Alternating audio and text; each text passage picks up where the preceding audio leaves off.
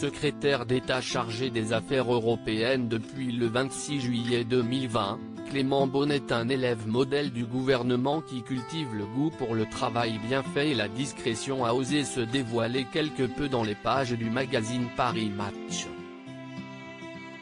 La revue lui consacre un portrait dans lequel il revient sur son coming out qu'il avait fait dans les pages de Têtu au mois de décembre dernier.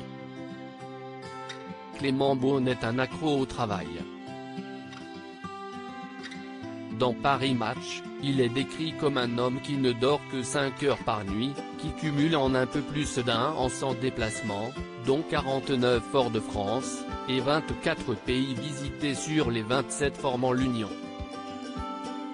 Perfectionniste, l'homme politique de 40 ans a toutefois décidé de lâcher prise sur un sujet, pourtant important puisqu'il relève de sa vie privée, son orientation sexuelle. Pourquoi avoir pris cette décision? Ce sujet n'a jamais été un pour lui, écrit Paris Match. Ses parents l'ont très tôt accepté, ses amis l'ont toujours su, et lui n'a jamais milité. Toutefois, il n'a pas fait les choses à la va-vite, réfléchissant au fait de dire ou ne pas dire, car ce n'est pas une question qu'un politique hétérosexuel aurait eu à se poser. À la fin de l'année 2020, l'énarque décide d'en parler ouvertement à la presse, estimant que son identité sexuelle assumée pèsera lors de ses déplacements en Pologne et en Hongrie. L'histoire lui dira qu'il aura eu raison, au regard des messages enthousiastes qu'il a reçus après la publication du magazine Têtu dans lequel il se confie. La vie n'a jamais été difficile pour moi, j'en ai conscience, admet dans un sincérité pudique Clément Beaune à Paris Match. Coming out et politique, je suis gay et je l'assume, avait-il déclaré dans Têtu en décembre 2020. Aujourd'hui cela paraît banal de le dire, mais ce n'est pas une évidence. Les coups, la violence, le rejet, ça existe en 2020.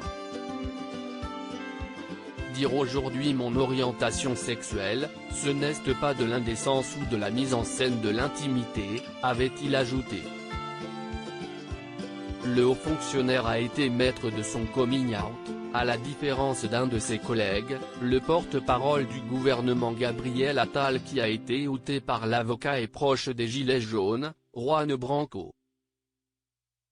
La sénatrice écologiste Mélanie Vogel a choisi de son côté d'assumer son orientation sexuelle sur son compte Twitter.